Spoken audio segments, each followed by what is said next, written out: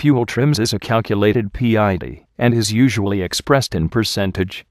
The fuel trim is the calculated value of the adjustments performed by the ECM to the base injector pulse. The fuel trim PID is always divided into long-term fuel trims and short-term fuel trims. The long-term fuel trims are the long-term adjustments performed by the ECM to the base injector pulse. This parameter is an indication of the ECM response to more persistent and influential air-fuel ratio faults, such as a large vacuum leak or a punctured fuel pressure regulator. Also, the long-term fuel trims only changes value after the short-term fuel trims has reached its maximum limit and the ECM can no longer adjust the mixture. The long-term fuel trims can be thought of as a slow-acting parameter that only intervenes when its partner, the short-term fuel trims, can no longer correct the mixture.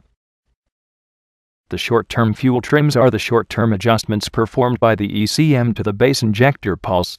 This PID reacts very fast to changes in the air-fuel ratio. The ECM will always try and keep the short-term fuel trims as close to 0.00% as possible, so long as it can maintain a stoichiometric air-fuel ratio. Through smaller corrections to the injector pulse, the short-term fuel trims will hover at a maximum value of positive or negative 10%.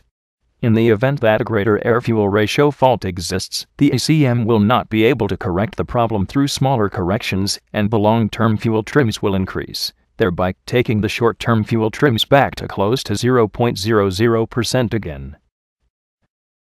So the fuel trim PID is not an actual component.